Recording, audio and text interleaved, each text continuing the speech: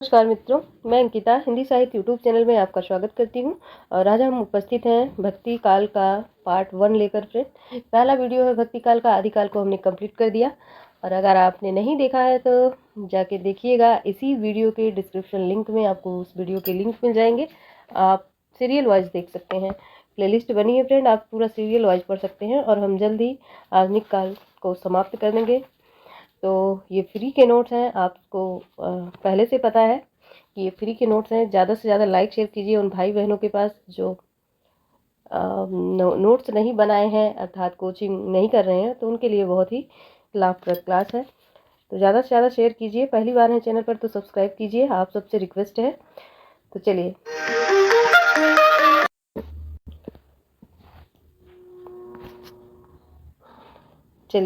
तो देखते हैं फ्रेंड, भक्ति काल का समय क्या माना जाता है। तो भक्ति काल का समय फ्रेंड 1700 से 1900 ईस्वी तक माना जाता है। और भक्ति काल का नामांकन देखते हैं। आप ये तो जानते हैं 57 माइनस प्लस करने से क्या होता है ना। देखिए, जॉर्ज ग्रियर्सन द्वारा 15वीं सदी का धार्मिक पुनर्जागरण काल माना जाता है भक्ति काल का समय। और इन्होंने भक्ति काल को ही हिंदी का स्वर्ण काल कहा है। स्वर्ण युग की बात करें तो स्वर्ण युग श्याम सुंदर दास ने कहा है, लेकिन जॉर्ज ग्रियर्सन ने भक्ति काल को हिंदी का स्वर्ण काल कहा है।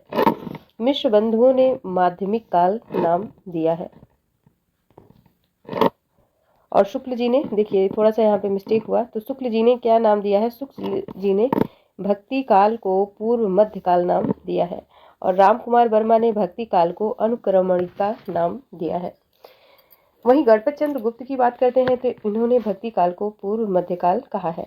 हजारी प्रसाद द्विवेदी, इन्होंने पूर्व मध्यकाल कहा और लोक जागरण काल कहा है। ठीक है, काल नहीं, सिर्फ लोक जागरण। अगर काल आएगा तो रामविलास शर्मा हो जाएगा, इसका ध्यान रखना है। तो एक बार फिर से देखेंगे भक्ति काल का समय क्या माना जाता है। 1700 से 1900 ईस्वी। भक्ति काल का नामांकन ग्रियर्सन के द्वारा तो 15वीं सदी से माना जाता है, इसका भी ध्यान रखेंगे। मिश्र मधनु ने क्या कहा? तो पूर्व माध्यमिक काल कहा। शुक्ल जी ने भक्ति काल को पूर्व मध्य काल कहा। रामकुमार वर्मा ने भक्ति काल को अनुक्रमणिका नाम दिया। और गणपत चंद्र गुप्त ने पूर्व मध्यकाल कहा। और हजारी प्रसाद द्विवेदी ने पूर्व मध्यकाल और लोक जागरण कहा है। चलिए अगली स्लाइड देखते हैं फ्रेंड। अब देखिए, रामविलास शर्मा की बात करते हैं। तो रामविलास शर्मा ने भक्ति काल को लोक जागरण काल का नाम दिया है। राहुल सांकृत्यायन ने सूफी और भक्ति युग कहा है। रमा शंकर शुक्ल रसाल ने किशोरावस्था व मध्यकाल कहा है, ध्यान रखना है। अब भक्ति काल की उत्पत्ति के स्रोत क्या क्या रहे हैं? तो भक्ति काल की उत्पत्ति के क्या क्या स्रोत रहे हैं? तो भक्ति काल की उत्पत्ति के जो सामान्यता स्रोत रहे हैं फ्रेंड, तो भक्ति शब्द की उत्पत्ति जो है भज धातु से मानी जाती है। जहाँ भी भक्ति से तात्पर्य है कि ईश्वर के प्रति अनुय गामी, ईश्वर के प्रति प्रेम भक्ति। ठीक है, इसको ध्यान रखना। और सभी विद्वानों के अनुसार सबके अपने अपने मत हैं। तो आइए देखते हैं अन्य विद्वानों के अनुसार। तो हजारी प्रसाद द्विवेदी के अनुसार भक्ति का स्रोत क्या है? तो हजारी प्रसाद द्विवेदी मानते हैं कि भगवान के प्रति अनन्यगामी, ठीक है, भगवान के प्रति अनन्यगामी एकांत प्रेम का नाम भक्ति है। ये कौन मानते हैं? तो हजारी प्रसाद द्विवेदी मानते हैं। शुक्ल जी के कथन है फ्रेंड, बहुत इंपॉर्टेंट और चर्चित कथन है। तो श्रद्धा और प्रेम के योग का नाम भक्ति है। ये कौन मान रहे हैं? शुक्ल जी मान रहे हैं। और क्या कहते हैं? नेक्स्ट पॉइंट है कि धर्म की रसात्मक अनुभूति का नाम भक्ति है।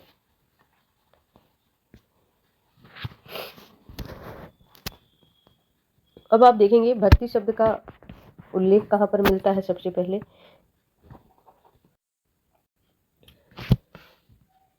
फ्रेंड की भक्ति शब्द की सर्वप्रथम उत्पत्ति कहाँ से मिलती है?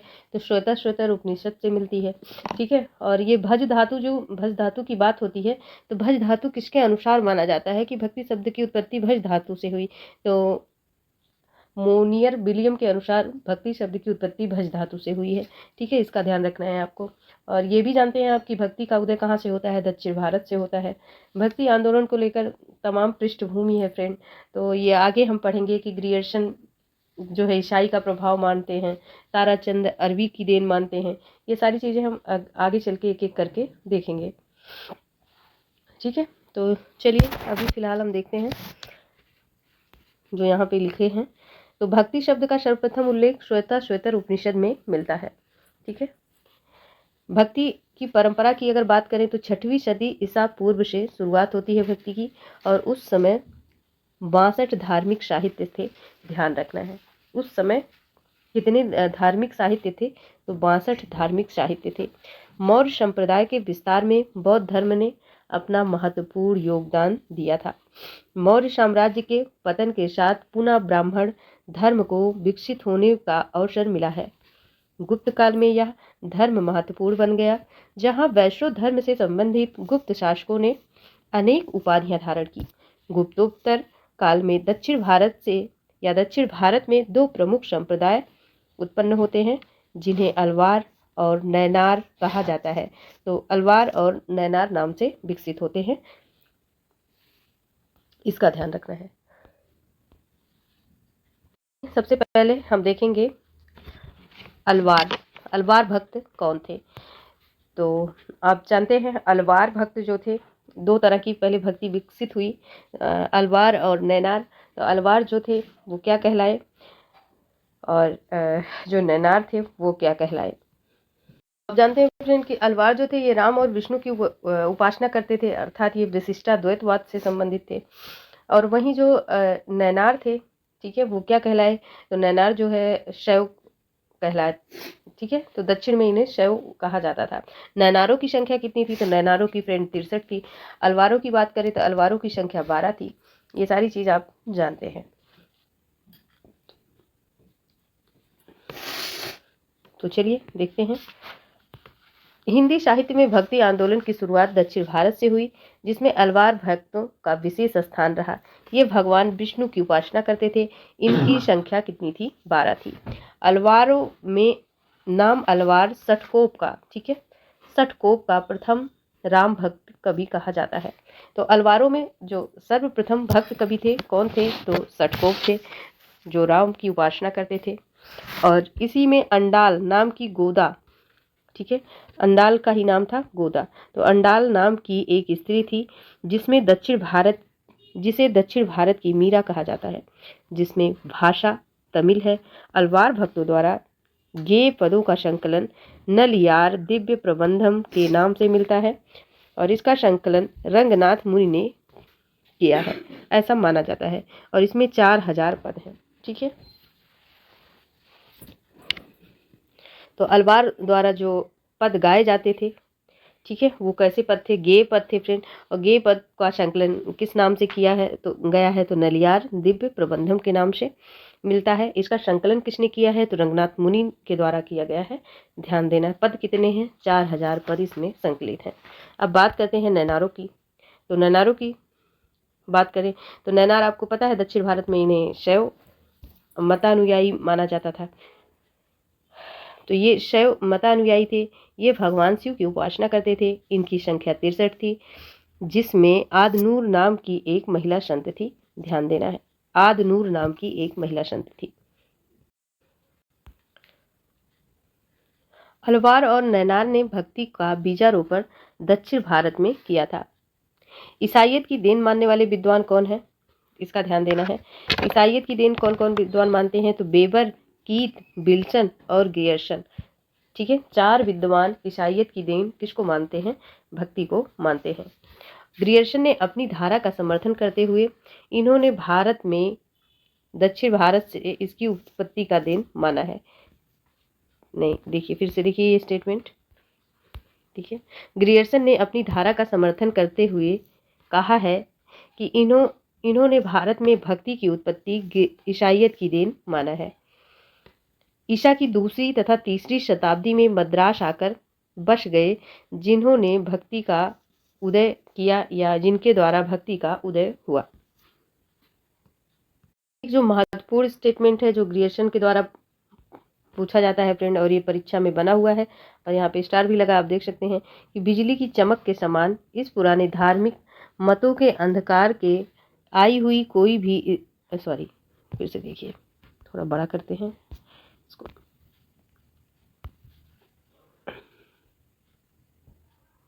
देखिए, तो बिजली के समान चमक के समान इसे पुराने धर्मों के अंधकार को अंधकार के जग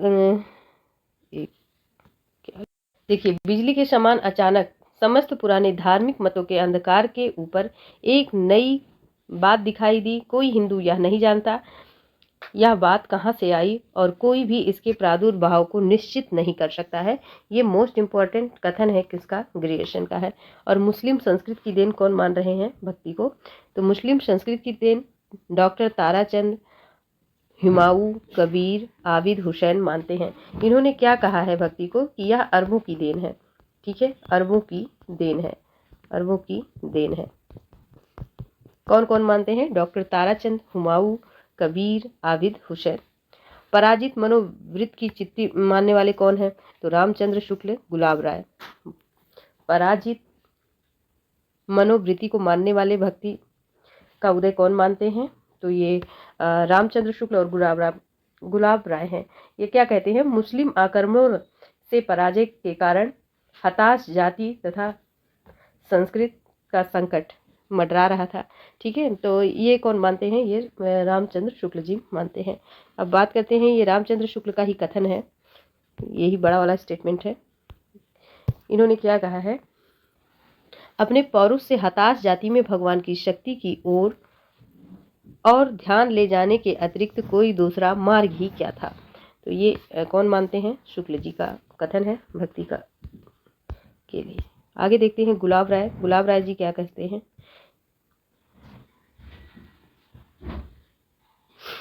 गुलाब राय जी कहते हैं कि इसको मत देखिएगा आप। गुलाब राय के अनुसार मनोवैज्ञानिक तथ्य के अनुसार हार की मनोवृत्ति में दो बातें संभव है, या तो आध्यात्मिक श्रेष्ठता को दिखाता है या भोग विलास में पड़ जाना है। ठीक है, भक्ति काल के विषय में लोगों के प्रथम प्रकार की प्रवृत्ति पाई गई। ये कौन मान रहे हैं? तो ये गुलाब राय जी कहते हैं। गुलाब राय का एक और इम्पोर्टेंट है कि पराजय के बाद भक्ति या तो अपने आध्यात्मिक श्रेष्ठता को दिखाना चाहती है अथवा विलास में डूबकर पराजय को भूल जाना चाहती है। मतलब ये भी सेम स्टेटमेंट है, लेकिन अलग अलग बुक में थोड़ा सा अलग अलग टाइप से मिलता है। और जबकि आप शुक्ल जी की बुक देखेंगे तो उसमें क्या है, पराजय किससे शुरू होता है कि गुलाब राय क्या मानते हैं? पराजय के बाद व्यक्ति या तो आध्यात्मिक श्रेष्ठता को दिखाना चाहता है अथवा विलास में डूबकर पराजय को भूल जाना चाहता है। भक्ति आंदोलन का स्रोत पहली मनोवृत्ति है। ठीक है, अब देखिए भक्ति को भारतीय संस्कृत की देन मानने वाले विद्वान कौन है? तो इसमें सबसे पहले नाम आता है किसका? हजारी प्रसाद द्विवेदी जी का नाम आता है। इन्होंने भक्ति का उद्गम भारतीय चिंतन धारा एवं बौद्धों से माना है। समूचे पहला पॉइंट है, समूचे भारतीय साहित्य में अपने ढंग को अकेला साहित्य, इसी का नाम भक्ति साहित्य है। ये कौन मानते हैं? हजारी प्रसाद द्विवेदी मानते हैं। और इनका एक मोस्ट इम्पॉर्टेंट जो स्टेटमेंट है वो क्या है?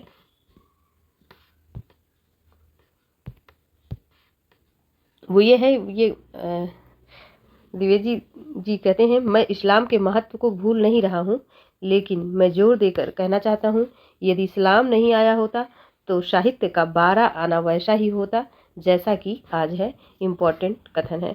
अब आइए अन्य मतों के द्वारा हम देखते हैं। तो सबसे पहला जो मत है वो किसका है? ताराचंद का आता है।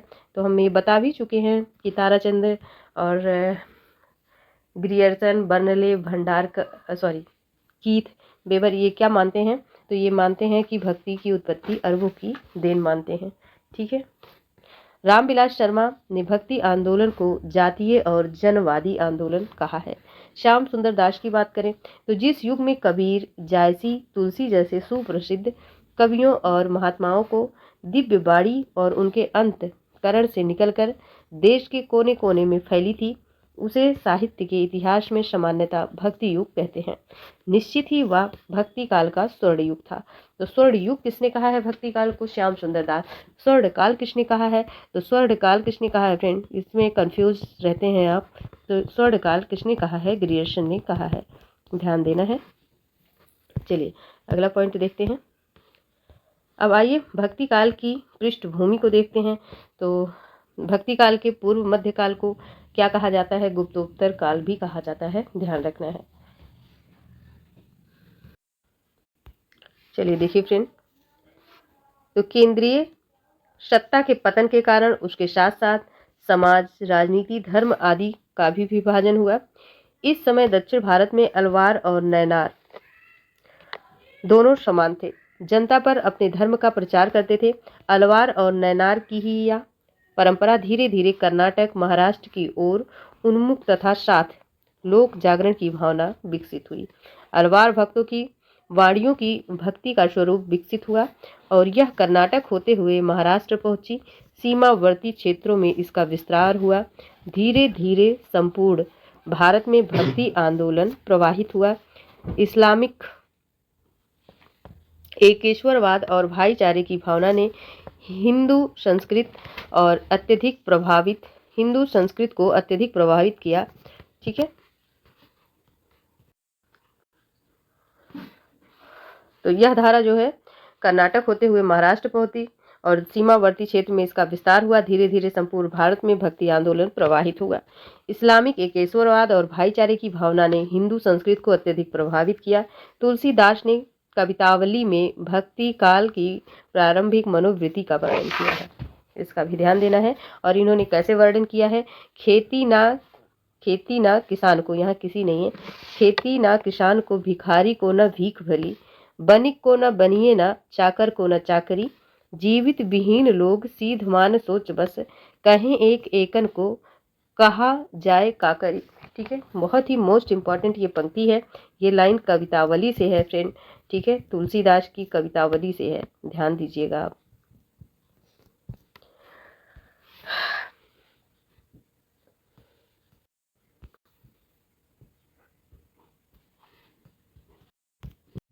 देखिए, धर्म के क्षेत्र में शंकराचार्य ने अद्वैतवाद की स्थापना की।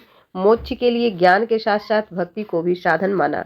राम अनुजाचार्य ने विशिष्टाद्वैतवाद की स्थापना की, सगुण साकार रूप में दी थी। इसीलिए राम अनुजाचार्य को सगुण व निर्गुण भक्ति का प्रवर्तक या निर्गुण भक्ति की शुरुआत माना जाता है। किससे? राम अनुजाचार्य से। आचार्य शुक्ल ने भक्ति का प्रकार इस प्रकार बताया है। भक्ति का जो श्रोता दक्षिण से धीरे धीरे उत्तर भारत की ओर पहले से आ रहा था, राजनीतिक परिवर्तन के कारण शून्य पड़ते हुए जनता के हृदय में फैलने के लिए पूरा अवसर मिला। भक्ति की धारा पूरे भारत में होने के बाद उत्तर भारत में अनेक संप्रदायों में विकसित हुआ। तो आइए इसको भी देखते हैं। तो सबसे पहले केरल में पहुंची भक्ति, और केरल में इसे क्या नाम दिया गया या किस संप्रदाय में ये लीन हुई? तो केरल में इसे सस्ता पूजक संप्रदाय के नाम से जाना जाता था। बंगाल में धर्म ठाकुर, शाहजिया, सत्यपीर, कर्ता भाखा के नाम से जाना जाता था, और उड़ीसा में पंचशखा के नाम से। महाराष्ट्र की बात करें तो वारकरी, महानुभाव। ठीक है, तो यहीं तक रखते हैं, इसको हम यहाँ से फिर से देखेंगे। ठीक है, आज के लिए इतना ही। आई होप को आपको क्लास अच्छी लगी होगी। मेन पॉइंट हमने पढ़ाया है आपको, जो इम्पोर्टेंट है आपकी परीक्षा की दृष्टि से, और आगे कल देखेंगे फ्रेंड। ठीक है, तो आज के लिए इतना ही। लाइक शेयर कीजिए, चैनल पर पहली बार है तो सब्सक्राइब कीजिए। Thank you.